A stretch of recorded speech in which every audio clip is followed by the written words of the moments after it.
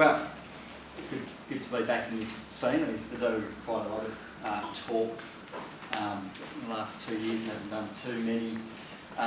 So yeah, very excited about that. I'm just gonna start very briefly, maybe 5 minutes or so, introduce who I am, how I sort of got to where I am today, and then I'll show you some works, maybe some inspirational sort of works that I've done over the 20 years I've been in business now, and also then second half of the presentation I'll sort of touch on, hopefully, starting from scratch and where you can start from in your gardens, and inspirations that hopefully I can give you some ideas with and those sort of things, and then any sort of questions and those sort of things afterwards.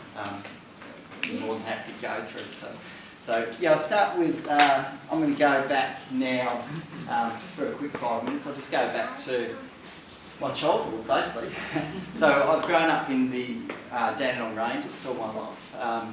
We grew up in the patch, and that really, I suppose, started my inspiration for the natural environments and those sort of things. So as kids, we were very lucky back then. Back in the 80s, I didn't really have, a lot of you obviously even further back, but back in the 80s I didn't have any technology or any of those things that interrupt my sort of childhood or my experience with the natural world. And living in the patch, we got to explore that natural world so much, and we got to sort of play with natural materials, logs and rocks and the dirt, digging in the dirt every weekend, those sort of things, going to a patch primary school, being surrounded with nature. So it was very, very easy for me to become connected with the natural environment, and that really set my scene to where I ended up working, or how I developed my business. Back in when I was in grade 4, we travelled over to Italy. My father's from Venice, and we went to Italy for 6 months. And I can really thank my parents for that, because I think that gave me this sense of creativity. And we lived over there. Mum and Dad sold up everything here. We lived over there for 6 months. So I wanted to sort of reassess their direction in life, I think. And I had much older brother and sisters, and they took me around, they took me camping and all those sort of things. So over in Italy there for 6 months. Then when we came back here, it sort of kept going. We bought the place up in the patch from Croydon, and we went camping kind of a lot. My sister used to, 13 years older than me, used to take me camping, drag me along with her boyfriends and whatnot, and then take me around, and we'll have a look at this, all this natural world, and that really inspired me.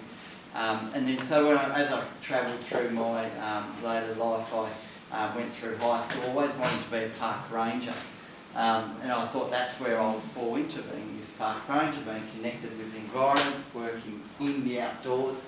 And then later on, I got out of high school, went into natural resource management with Swinburne.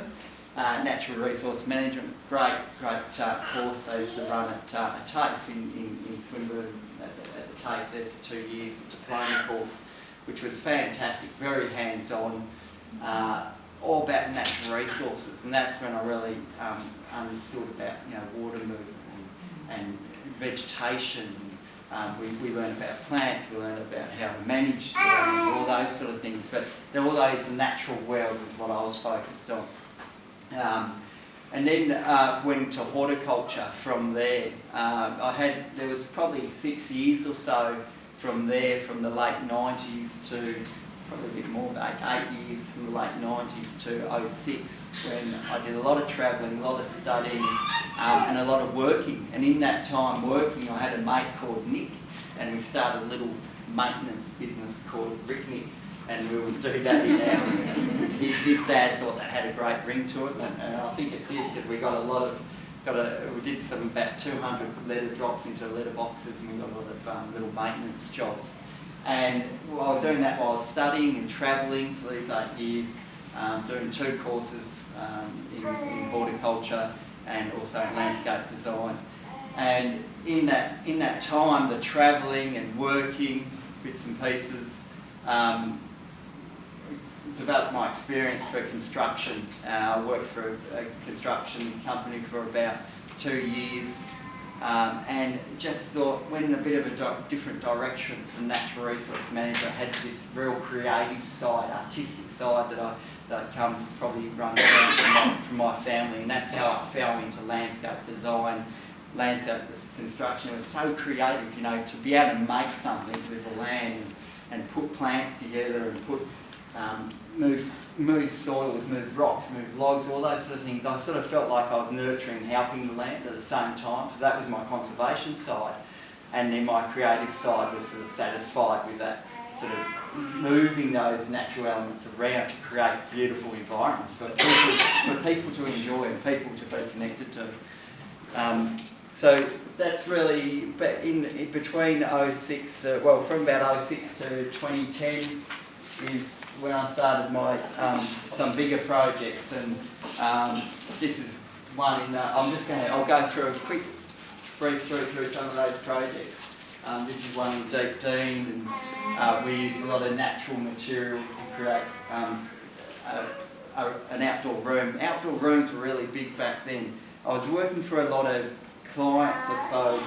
A lot of my work at this stage was down the mountain, and I started, because you've got to start somewhere in business, and I started where I worked for some clients that probably didn't completely share my ethical views or my belief in how gardens should be.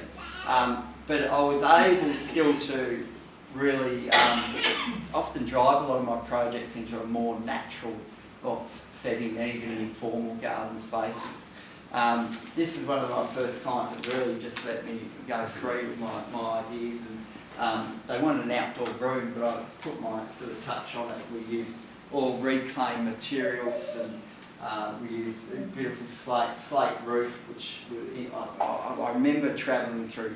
Every time we travelled through Europe and the mountain villages, and I see these slate roofs, like, you know, unbelievable. I've always taken inspiration from the natural world and sometimes from the built world, and that's sort of one element I took from there, or the stonework they did over in Europe. This one actually has had a water feature with a green wall, and the green wall underneath it, water underneath, with trout in there and aquaponics. So I was really playing with ideas, and it would get myself in trouble sometimes because, you know, I ended up having to fix things and experiment with things, but clients appreciated it, and this particular job really got there and hit the spot, and we won multiple awards with this one back in 08. National awards through the Association of Landscaping in 08, and then it just continued on from there. We went on to, this is in that Bourne area again, so giving people that connection with nature, so people start to come to me to have that connection with nature. They would have these backyards that were quite developed, but just getting as much greenery in there as possible, water, creative ideas where they could come and swing amongst the vegetation. These were my sort of dreamy ideas that just sort of continued on, and giving them an outdoor rooms in these natural environments. This is my own place up here on Rosemont Creek. I'm just very local here. Just live in Calorama, near the lookout. Developed, we're on a very steep block, ridiculously steep, bought back in 07. People said, you're crazy, but and I wouldn't have probably the energy to do it now. I started developing it as soon as I got there. I would lug cement bags and dirt and bits and pieces up to my garden and create my gardens over time. You know, I'm still creating gardens on my property, but certainly kept me very fit, and I obviously had a bit of help from my landscape team, which I developed over the years. So I love to work with the land, so at my place there I've got garden terraces that actually go onto a green roof, green wall coming down my western side. So looking at ideas how we can use nature and environment. So Green roofs, I've always loved green roofs. Done a lot of green roofs for outdoor kitchens at schools, so using shipping containers and putting green roofs on shipping containers. One thing that really interests me about green roofs and green walls is they actually can be very unsustainable. Green walls, you know, there's this lovely idea, let's turn the walls into the city into plants. Well, how are we going to do that sustainably? Where's the materials and how are we going to grow our plants? You know, there's many systems out there and they grow their plants on very fine geotextiles and those sort of things. Where's the water going to come from for these things? How are we going to circulate the water? That's all pumped, that's all powers. You know, power to do that. There's almost a bit of a fake sort of eco thing around it. They certainly do. Plants are fantastic, bring them into environments, but we've got to look at how they can be sustained and managed over time, and is that sustainable? Do you have to mow the roof? I do mow the roof. Yeah, I think I'm the luckiest person is being able to mow the roof. It's fantastic. I even have fires over, you know, we have a little fire now and then we sit out there on the roof. So yeah, it's really good being able to sit around the fire on the roof and mow the roof. Can I ask another question? So when I looked into this, I was told that for most existing buildings, the strength of the roof is not viable, you know, the engineering rating to have soil and plants, and so this stuff is way heavier than people realise. It is, yeah. So did you build the house and incorporate it, or did you have to redo roofing to be able to? We bought a 1954 house, lovely basic architecturally designed house at the time, but this is all new. Yeah. I've probably tripled the size of the house. I've got 4 boys now, so we're big family, I suppose, for these days, family of 6, so I sort of extended my house. Yeah. And for me it was about extending it in a way that everything's about landscape for me, so I had to create my house like a landscape. So going back to the sustainability and the weight, that's right, the engineering, it is a big thing, you've got to put a lot into that. You generally don't put soil on a green roof. I think it's bad practice because over the years, organic like soil breaks down and keeps subsiding. So you've got to think how you're going to get that onto the roof. That's not an easy thing to do. But you also lose your aerated porosity in the soil. So in the natural environment, we've continually got, and we'll touch on this with the storm recovery, but we've continually got trees falling down, branches falling down, leaves falling to the ground. We're continually building soils. Vertebrates dying, animals dying. We're always getting those soils, but in a man-made environment like a roof. I use straight scoria. Really? Yeah, I use straight scoria with a slight mix of, so I put 30 cubic metres on my roof. I put 26 cubic metres of scoria and 4 cubic metres of polystyrene. You can buy for $20 a bag of 2 cubic metres of polystyrene. It doesn't sound very environmentally nice, but in actual fact, it's just broken down boxes and everything that you get your packaging in, and it's a big problem. There's huge amounts of polystyrene that we try and get rid of every day. So I mix that in with my medium, just to lighten it up a little bit, and it's done really well. And it doesn't break down either, does it? No, it doesn't break down at all. It doesn't break down. Great insulation qualities, and it lightens up the load a little bit. I use straight scoria in my green walls as well. Going back to that sustainability, having a green roof and then having a green wall where all the water drains off and down the wall. So instead of having downpipes as such, my western wall in this scenario actually just takes all the water and then it collects in agricultural pipes that are sealed. The water can't get away from those pipes at the bottom, and then it takes it back to my water tanks, which has been incredibly successful. I love my system I've got there. So it collects in my garden water tanks, and I find when I water my roof, I'm losing so little water. My 26,000 litre water tank just lasts and lasts and lasts and lasts and lasts, because I'm probably only losing about 10% of what I put up there when I irrigate it. Green roofs have to be irrigated, green walls have to be irrigated if you want it to succeed. Because the fact is, you're not going to grow in 300 mil of scoria without irrigating. You got to irrigate it. Scoria is a fantastic material because it tends, no matter, a lot of people told me scoria is very alkaline. Well, I haven't found that. I've done tests on scoria. I've found scoria to be very much around neutral. Scoria also has a huge surface area within its cell structure, so it holds nutrient and it holds moisture and water. So it's a brilliant product to use. This is a bit more of my garden. As I said, my property is very steep. I use steel grid walk, which you would have seen in national parks and all that all the time. But they're very good on steep properties too, because you can put the grid walk on quite a steep grade and it's not slippery. And you just can't really slip on it, which is fantastic. You can also grow all your plants underneath it, so you're not interrupting the soil that's underneath it. You can see all your greenery growing underneath that grid walk. And then I've got a natural pool up the back, which has, I've got a green wall around that too, and that is what is a biofilter. So I'm using my plants to filter my water and keep it nice and clean. And all the kids often come up here in summer and have a swim. There'll be one parent I know here that's kids come up and had a swim up there before. So the walkway. Yeah.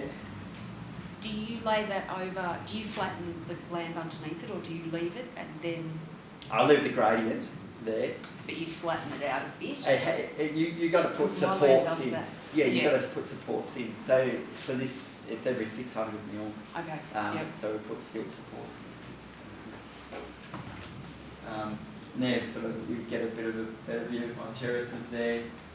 So the roof kind of looks like another terrace, another lawn terrace on the property. It's working quite well. Bit of fun in there, trampoline, got a little, I call it the spa section. When I have a wood-fired oven and we cook up the back, my pipes go through the oven and heat the water. I can't get it to about 28, 30 degrees because it's quite a big water body. But yeah, it's quite interesting. It's a nice way. This is a good, nice picture, I think, because you get to show you a bit of what I've done with some old trees and some old logs and those sort of things that I had on my property. So I made a bit of a bar here with a seating area with old.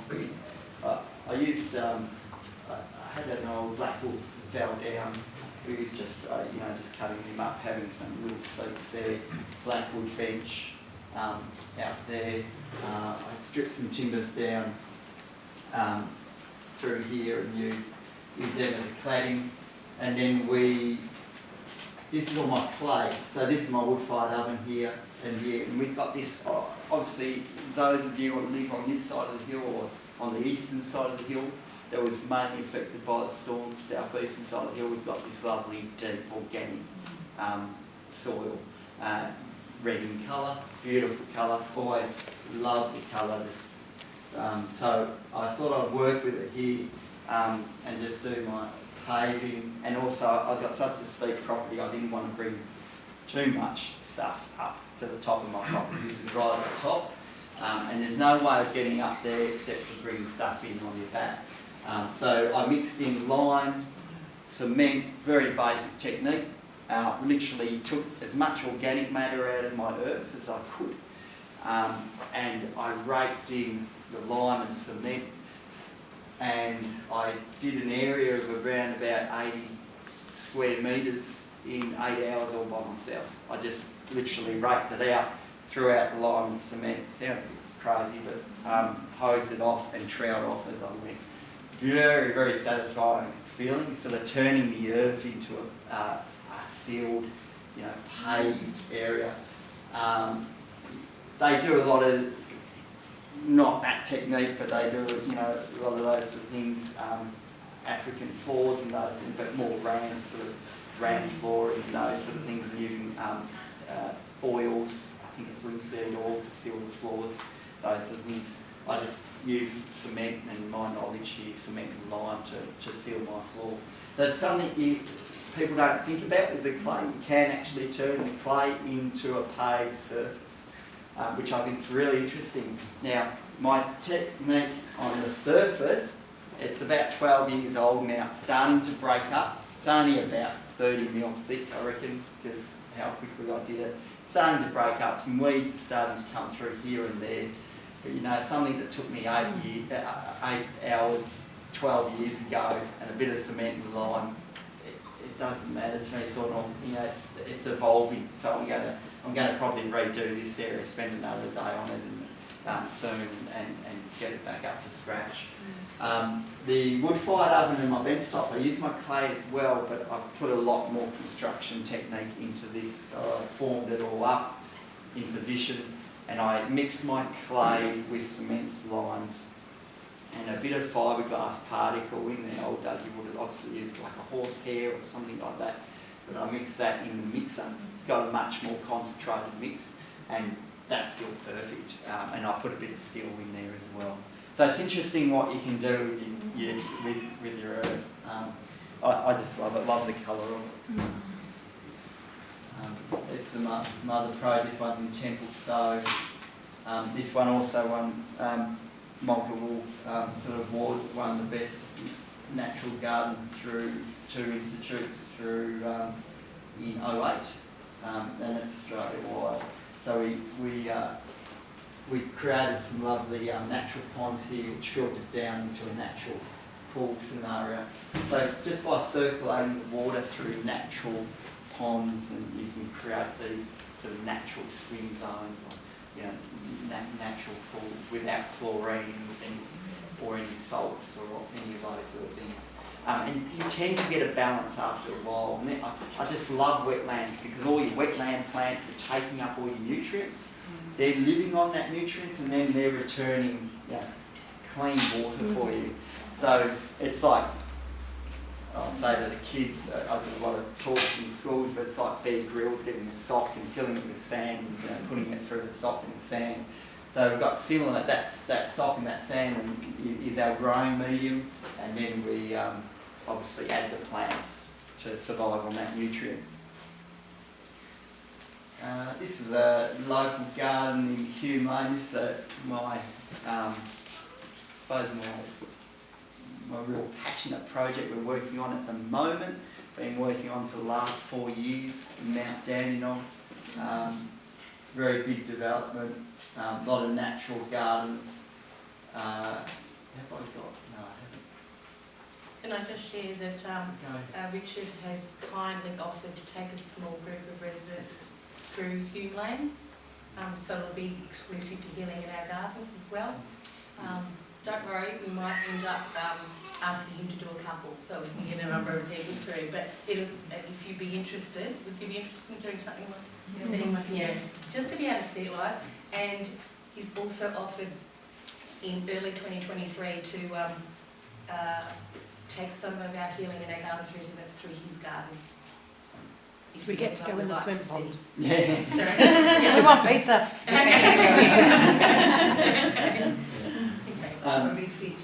Just in case anyone was hungry. One in Hume Lane, I'll show you a bit more pictures of this very soon, but a bit hard to see those pictures there. But it was quite an amazing project, and I think it actually alarmed a lot of locals. I think they're on our side now. This property is about 12 acres. It was absolutely riddled with sycamore trees. The whole property was full of sycamore trees. Beautiful canopy tree, but huge amount of sycamore.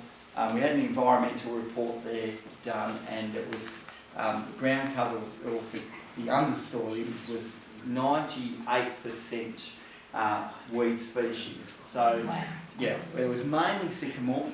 It was so thick that the sycamores were very well advanced. So they were probably 20, or sycamores very quick to grow, as you all know. But it was probably 20, 30 years old, most of the sycamores there. And then, but it had an understory, all the sapling sycamores, and you could barely move through it. And you've probably seen infestations in the forest, obviously, up here with sycamore. There was a lot of holly and cestrum as well. My client came to me, a very wealthy fellow, bought the block, big dreams, huge dreams, lovely, lovely person. But he came to me and suggested he wanted to return the block to, get rid of the weeds, and he wanted to do it all at once. And this goes a little bit against obviously what I've been usually doing. I've been trying to return sections of the forest, because to take out quite a large section, 5 acres of weeds. The whole block's about 12 acres, but this section, weed infested section, about maybe 4 acres, 3 to 4 acres. To take out that all at once can be a bit alarming, because we've got erosion problems we've got to think about, we've got all these sort of things. So usually we'll take out sections, but he persisted, and I thought, well, I want to do this properly, I want to work with it, so I thought, how am I going to do it? So I thought sort of a practice which I really knew very little about, because I hadn't looked into it too much, but I understand it, and it's within what I understand, and it comes very natural to me. But it's a process called hill culture, and it's where you turn, it's usually in vegetable gardens. You might grow into some straw bales, or you bring in some logs and some sticks, and you make a bit of a mound basically. And you put your logs your small sticks and logs at the bottom, you put your branches on top of that, then you put your softer weeds on top of that, and then you generally put a bit of surrounding soil maybe on the top, and you're trying to make a raised veggie mound, and you'll plant your veggies and things straight into that. Sounds nice, really nice practice, and people are using this a lot in, particularly overseas in vegetable gardens. And I thought, well, how can you get rid of the weeds? I didn't like the idea of big trucks coming onto the property, getting rid of these sycamores and all those sort of things. So we went in there, and the arborist went in there, and we went in there with a machine and some arborists, and we took them all down, and I did exactly that. I planned it, kind of did as much planning as I could on paper and on our computer programs and those sort of things. But as we went along, we decided where we were going to put the mounds. And we built the mounds out of the weeds. And we used the bigger sycamores, the bigger logs on the edge to sort of border all the gardens. And then we created these open grass areas through the gardens, more like grassy swales which you can move around the forest. And we grew into these mounds. Now, it sounds a bit more simple than what it was. These mounds, was as high as a roof. You can imagine these huge amounts of weeds. So we drove over them with our 5-ton machine, and we compacted it, and those logs are on the bottom, the sticks are on the top, and we had things like holly and cestrum on top of that, softer weeds on top of that, and then we just gathered a little bit of site soil from the surrounding area, probably scraped 50 mil or so, just a little bit of the topsoil, put that over the top, drove over it again to get them down to about sort of this height. Then I put a jute matting over the top of that, as everyone's doing with jute matting. Jute matting over the top, and then we planted tube stock into the jute matting. Now, the client is obsessed with ferns too, loves his ferns. Everything's ferns. Luckily, it's an environment where there's a lot of canopy trees, so ferns are quite good. It's facing east. Pretty good environment for the tree ferns. So we put tree ferns in there. I tried to explain to him for the more sunny positions that tree ferns won't necessarily work too well until they adapt themselves, or if you give them water. So he happened to have access to a bore, which was lucky for him on his property, because a very big property, which was there, and he had that access to it. So we did put in an irrigation system, just a larger. They're very tall, they're about 5 metres high, and they sprinkle off the bore water, sprinkle the forest. But so we bought some bigger tree ferns in. All our tree ferns at the moment, just interestingly enough, they're coming from Tasmania. Come from, it is sad obviously, they're coming from a lot of old growth forests. They go in and they take the ferns out of the forest, and then they, basically, and it will not, he's got a pond a bit further up that we're working on at the moment. And we've drained that a couple of times as we're working on it, and it's amazing, you can put a huge amounts of water into this hugelkultur mound, and it's only kind of 10 metres wide, quite wide for a garden bed obviously. There'll be no surface water coming out the other end whatsoever.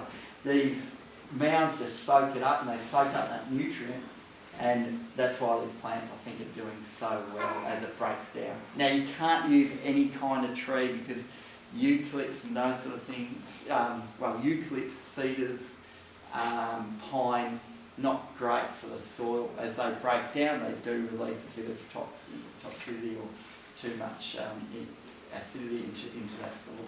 Yeah, I just had a question about the mounds. Did you find that the holly and the cestrum actually died and broke down? Whenever I pile holly and cestrum, it takes like a year to die down. Yeah, so I couldn't believe it because I put down sycamore, I put down the bigger logs on all the edges of the sycamores, and I had little sycamore saplings just coming out of the logs. It was interesting to see. It was amazing. But and it lasted for about a year, and we just had to go, look, this property is well resourced. He had someone there 4 days a week, so you can just go around and, if you've got that, it takes time. It takes time, but it lasts about a year, and then they stop, they gave up. With the mounts, because they were all jute matted, and that was my theory of jute matting, didn't really have much of a problem there. We had a few outbursts here and there, but we could keep on top of it quite well. It's about keeping on top of it, You got to keep, if you let it get too far, well then. And you've got to keep on the cestrum for about 10 years. It'll stay in the seed bank. We were lucky we didn't have a huge amount of cestrum. Probably, it was 98% wheat and maybe 0.5 or something of cestrum in the block. It was mostly sycamore. There's nothing crime below sycamores, they're amazing. So this is a project in Ballarat. We got a lot of this was back in this one won many awards as well, which is really good for us. This moves into my school projects that I'm now in. So during the full circle, I sort of in about 08, I started looking at schools and how I had this interest in connecting, connecting people with nature. I felt these outdoor rooms that we'll do would always be out in the gardens, and it would get people out in greenery, out in the garden. Then I got an opportunity to work in a school, and I couldn't believe the fun I had working in a school. This is Eastwood Primary School down in Ringwood, and it's got this lovely big courtyard area, and we've caught all the roof water and we put it into this central creek, which is about 80 metres long, and we put this wetland at the bottom with an absorption tank, and so these absorption tanks, they're I'm going to try and get to one here. So you can see these creeks, but this creek runs down through here and down to the wetlands down there. And these absorption tanks, they're basically like milk crates, and you put them in, you dig your hole, the size you want. If it's a 70,000 litre tank, you dig the hole appropriate for that. You put your geotextile liner in. So the geotextile liner is like a felt material. Then you put a EPDM rubber liner in, and then you put another felt material on the top of that to protect the rubber liner. And then you put these milk crates in that, and they basically, they're not milk crates, I'm just calling them that, but they just create a void, if you like. And then you're wrapping it with geotextile, but you leave the waterproof liner sort of like this, and the whole top of the tank takes in water. So you can put your sump pump down in there, and you can just return water up to a creek and then run through your creek. We've got, on this one, we've got water bikes. The kids can pedal bikes, generate power with old with old pool pumps. We've got a hand pump, and it's all from the wetland environment. And the kids understand where all their roof water's going. This one down in St McCartn's in Bungow Road, that's an ephemeral wetland, so we don't have any waterproof liners in that one. But we have 5 holding ponds in this one. This is not well developed. This was back in 2010. Yeah, that place looks amazing now. It looks just like a bushland setting. But in fact, I've got a good story, real quick one from this school. My new apprentice is actually from this school, so we worked there in 2010. He remembered it, and it made such an impact. And he contacted me just 6 months ago and said, they told me the story, and now he's our first year apprentice. So it's and he's fantastic. So it's really nice that you can have this impact on the kids. So that's what I'm back to now, is 80-90% of my work. I only do residential sort of stuff up in the hills. It's kind of special to me. But 90% of my work's in schools. Basically creating these natural environments in schools that kids can touch rocks and plants and logs and all those sort of things, and be connected with nature within their schoolyard. And that struck me as something to do, especially having my own kids, because I see the struggles every day, and having myself, go outside, go this and that. I'm never about to be told to go outside. I was outside 24/7. You need to do this. So for me to give, and some of these kids down in the city and those sort of things, that sometimes they don't have. There's some of these school sports in grass. They're just horrible. But for us to bring a bit of nature into their school is really important. And that's what I'm doing now, and have been since 010. It's been my thing I've been focusing. I just put a few pictures of this. Some people might recognise that's Mount Daniel Primary School. My kids go to school, so we did a nice turn the shipping container into a storage area and outdoor kitchen area. These terraces that we made. I like to come up with my own sort of ideas. The inspiration of these was, I don't know if you've been up to the high country a lot, but you'll see on the side of the roads, to manage their water, they often just put timbers on top of each other and back on a bit of a 80-degree pitch sometimes, and they'll put rubble in behind that for water to flow freely. Very smart idea, I thought, and so I sort of brought that into my own retaining wall system.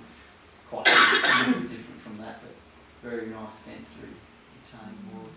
That's Eastwood Primary School. This is like a bush now. That was only a few months after I got that picture. I think it was a professional shot, but that just looks amazing now. We do these permaculture areas that you see over here with chickens and often produce gardens and those sort of things for the kids. A lot of special schools. This is Peninsula Dramana Special Development College in Dramana, and Peninsula Special School this one was, and they have a lot of kids with autism, very highly autistic. They'll come out with bare feet, but they just love this sort of sensory element, having their feet on the rocks, being able to play with the water, all those sort of things. So it's very special work that we're lucky enough to be involved in. So this is just a picture of kind of a work site, what we're doing. One of the other work sites, what we're doing at the moment. This is up at Mount Daniel on here, putting in rocks with a big 15-tonne excavator. We'll put them in with slings and straps. It's one of my guys there standing around with. I just realised how big that is, looking at that's a man. It looks like a child, doesn't it? That's a big rock. These rocks, this rock here is probably about 4 tonne. What rock is it?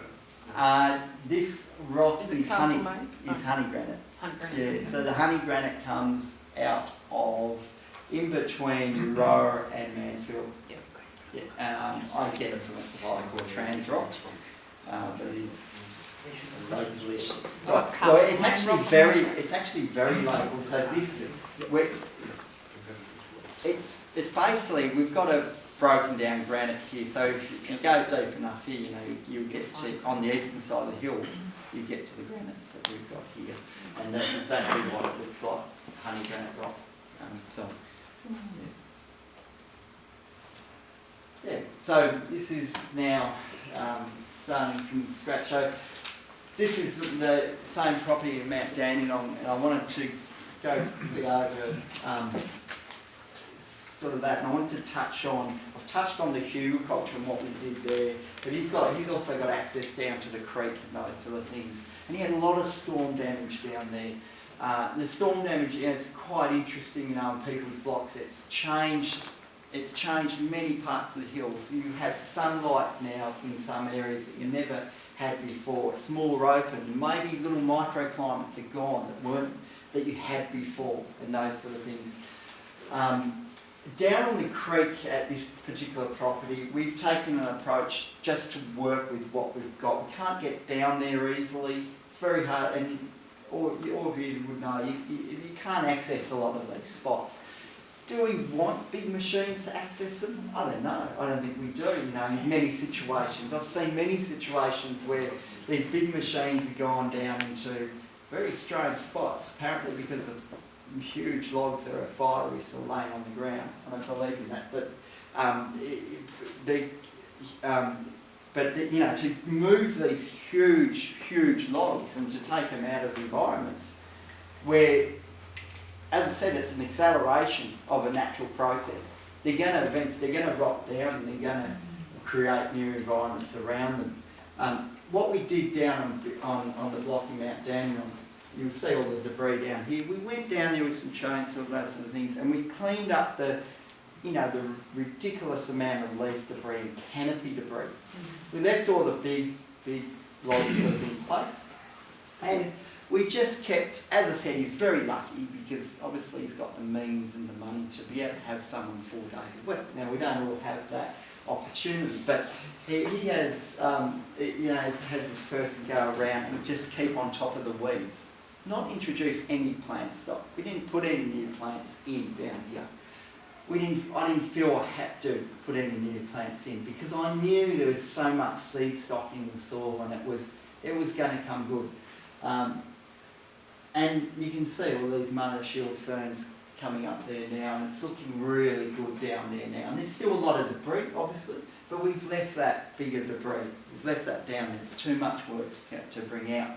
Now, one good example I think they've actually got here at Karora as well, I think they've done it beautifully down there, is mulch pathways, things like that, easy things to do. Now, some of you might have, you want to do a lot more with, I don't know what the garden space is up that you'll have, but just creating openings and following the natural storm trail, if you like, where the bigger logs aren't, or using your chainsaws to cut a gap in those bigger logs and creating just mulch pathways, simple things like that, I think works really well.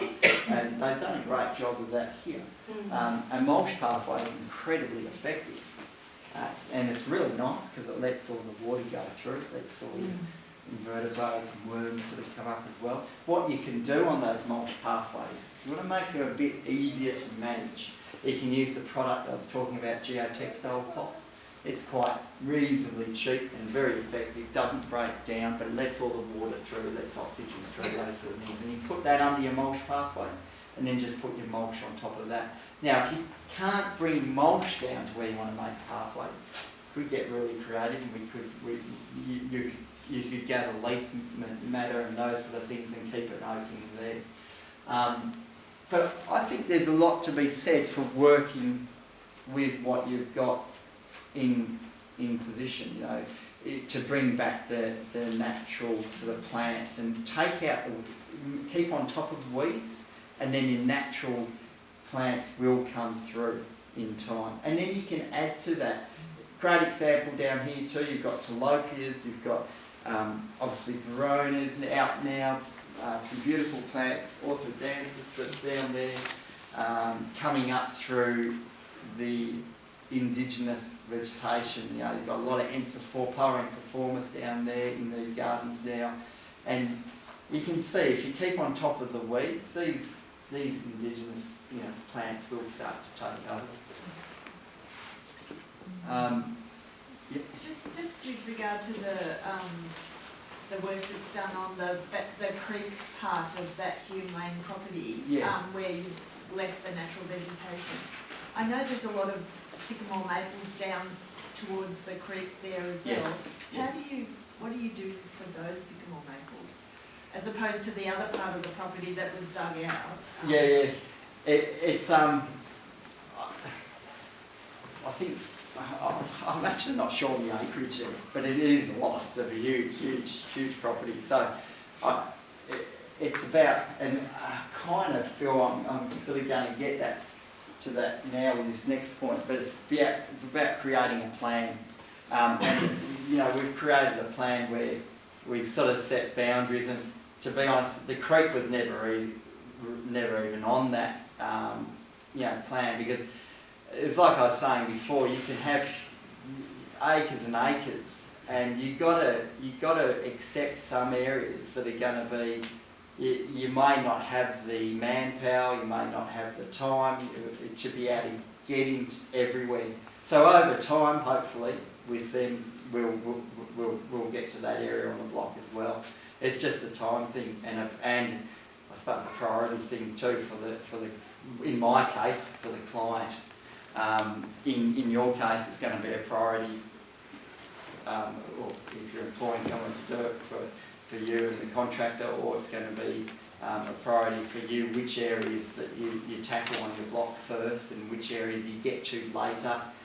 I know there's areas I've only got 3/4 of the acre, and quite a few little spots that I've never even touched on my property.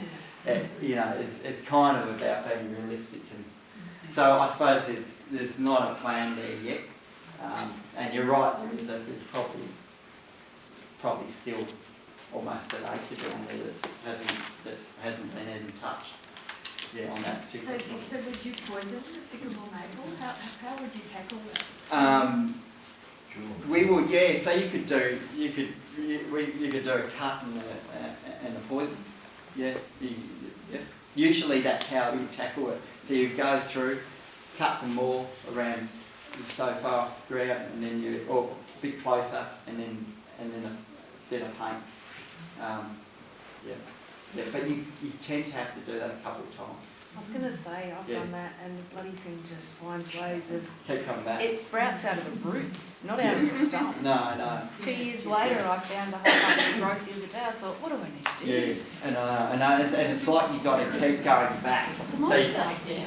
Unfortunately, you can't do it once and forget about it. No, you can keep on going and going. The good thing, if you're persistent enough, and I know it takes a lot of time and energy, but if you're persistent enough, eventually you will get on top of that. Somebody said to me a way of doing it is to get a small hand axe and just chip away at the surface of the exposed roots and the side of the stump, so that it kind of exposes almost the dermis layer, and that stops it from regenerating. It kind of it scars it, and so then it doesn't shoot. Well, so that's the next thing I've I'm about to try. Yes, okay, you've heard that one too. Yeah. We don't do a lot of the poison. We don't do it. We get a contractor to do poisoning usually. I've poisoned I don't like anything that doesn't stop. We don't sort of touch poisons, but we'll get a contractor in to do that if it's in an appropriate spot to do. Even poisoning sycamores, they go, and they'll kill off the bit that's poisoned, and they'll find another. And keep going. Yeah, they do. Well, I lay logs on the ground. Yeah. Just And you've got it shooting. And it shoots. We'll have more. But after a year it was... Sorry, I was going to say we'll have more opportunities for questions after. If we just get to afternoon tea, we can have a chat and things like that, and there's opportunity for questions. So I just want to make sure that we get to afternoon tea, if that's okay. Everything that we're talking about now is sort of leading into a mud map. So this is this is a first draft concept plan that I developed for clients. I bought this one into this big property. I don't know if you guys have got acreages, but this one once again is about 20 acres. And this is is a first concept, and I would call this, we could call this, I don't call it a mud map obviously, but we could call it a mud map, so making a mud map or first draft plan of your space, because your space could have completely changed. And I think it's a really good idea just to create a schematic layout of if your place has completely changed and you've got this new sort of landscape almost to look at.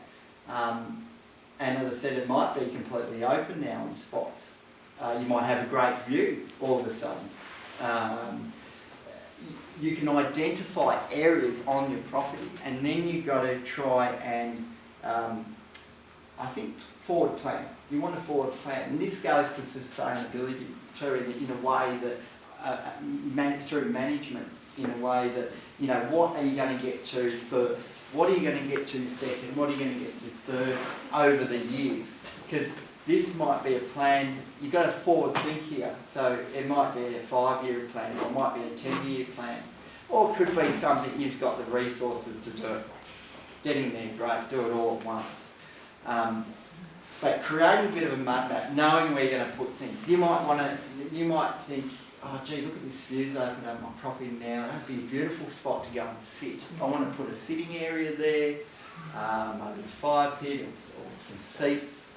Maybe you want to put an outdoor room, a barbecue area. I don't know what, how resourced you are, but you want to identify those sort of things. So this is what I kind of do when I first come onto it, and I help people identify, create these master plans. So, but you can do this. You know your property the best. You've been there for a long time.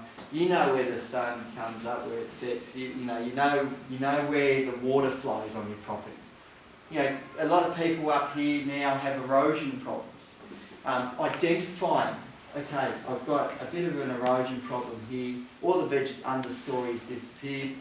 What can I do about it? You might find all the water gathers out here. We could put a little wetland there. We might put bogland plants there. Might put things like Isolepis and Juncus and Garnias of Rianas. Some nice plants in that sort of bogland, and make an attractive little bogland area. And so this is about creating a master plan. I think this is a great first step to create a bit of a mud map. And the mud map can be, you might not be, you don't have to be an artist straight like that. It can be, get a plan of your block. You can get it off of section 32. You can get it from council. You'll have some basic plans. If you can basically map out where your house is, basically you've got to map out where north is, south, east, west. Do all that. Try and identify, try and draw on the block where your house is. Then try and draw where the major trees is, or any major elements that you want to work with, where they are. And then you could just draw circles. I want to put a seating area there, I want to put a wetland there, I want to put a native garden there, and I want to put a produce garden over here. And this is going to be a nice entrance, put that entrance here.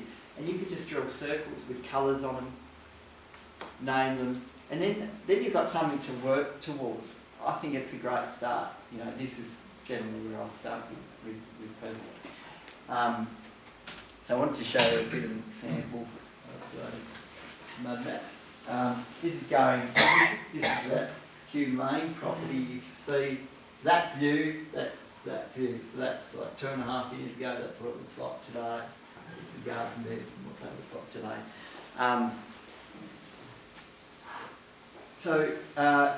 I suppose one main thing I wanted to talk about is, creating a mud map, doing all those sort of things, but then identifying, then going further with the mud map, identifying what you can work with. Are there big logs that you can work with? Are there really hard to get to areas that you can work with? I think that's, setting realistic goals, and that's why I think it's we've got to work out what we can work with. These are the playground, but just showing what we've done with logs or different things. Get to this here. Yeah, so this is part of our property we're doing up here. Just some interesting things. You know, he's got acres there, and sometimes if there's a tree down, those sort of things, we've got to get, they might be down on the lawn. You don't want it down on the lawn. So you're going to cut it up. Are you going to lug it all the way up the top of your block for firewood? I don't know. You may have the energy to do that, and you may have the time to do that, or you may even get a contractor in to be able to do that. Just even creating log, I mean, they look interesting. They're not going to be there forever, but it kind of looks interesting. You might be able to, you know, work around that. He's put a sign there, Uncle Sean's barrow. So he's got an upturned tree here that now Warmback's created a barrow in. So it's created habitat. I suppose I'm trying to take some positives from the storm and working with it. So we've left that there. We're going to work with that upturned log. We've acknowledged that it's created habitat for this Warmback, and we're going to work our gardens around that upturned log. Upturned logs are really interesting, I think. I went to a lady's place on Ridge Road. So lucky that the trees happened to miss the house. But she's got these huge upturned logs everywhere. Now, not a huge property, but we managed to have a crane in, come and take away the huge logs, but they said, oh, there's no way we can get rid of the root balls. So, you know, they've got 2 metres left of the start of the tree, and then a huge root ball, which is ginormous. You know, it's 3 metres high. It's created a big hole, you know, where the root balls come up. She doesn't really know what to do there. The interesting thing is it happened to fall down and upturn a little bit of pathway that was sort of a curving pathway in a section of garden. So we sort of come up with a solution. Well, let's just now put the pathway down into where the upturn log was. Put some on the back end of the log. There's plenty of plants. There are plenty of plants that love to live on that log. You know, certain lilies will enjoy living on that log. So we can do some interesting things with that upturned root ball, and we can grow certain plants and certain things into that upturned root ball, put the path down into that where the root ball was, and then turn it around. It's now become it can become an interesting feature of the garden. So being able to creatively work with some of those things, if you can, I think it's a great idea, because we're never going to get, I suppose we're not going to be able to get rid of it. If you can deal with it on the property and work with it on the property and turn it into a feature. Now it could be called the grotto. the upturned log could be called the grotto. And My it's going log to actually evolve fell back. What's So that, once the tree was cut and it was just the root ball with a small amount of stump, Oh, it fell. it actually fell back Yeah, into the some of hole. them might. Yeah. Some of them I might was do that. amazed. Yeah. I mean, this particular one's facing downhill and it's just flat on the ground. It won't go back. Never going to come back. But, Yeah. so opportunities, I suppose. There's a lot of habitat that's been created from the storm too.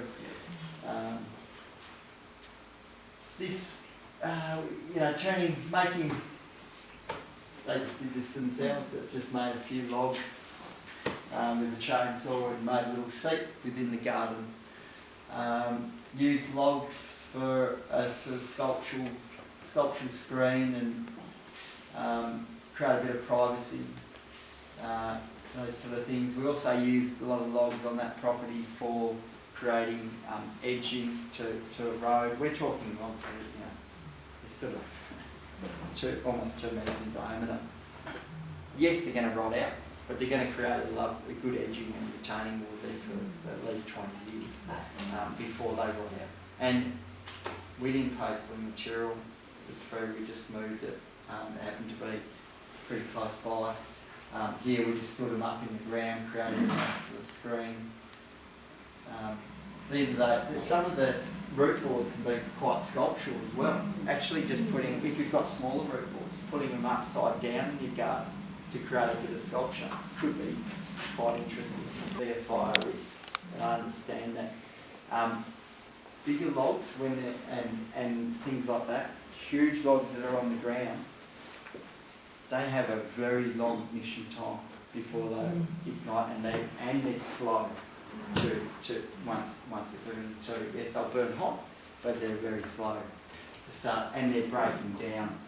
Poles like this, within 6 months, they're breaking down.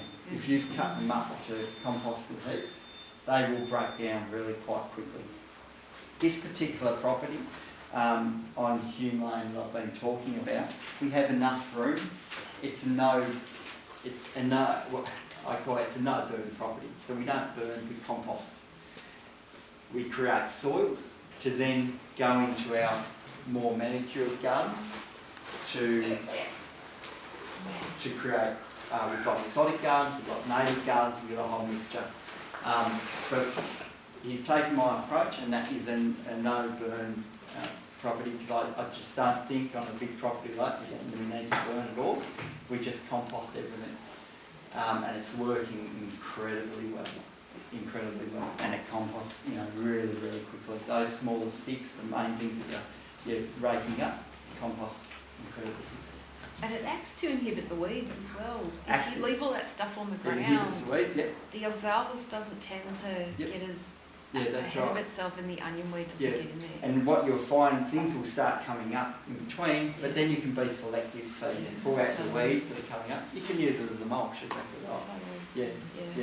But it won't only do that. White's breaking down quite quickly when you cut it up like that. All the worms are coming up. Yeah. Everything's coming Huge up. amounts of insect life. Yeah, huge amount Yeah. of organic material. It's all coming out and it's making new soil. You're just accelerating.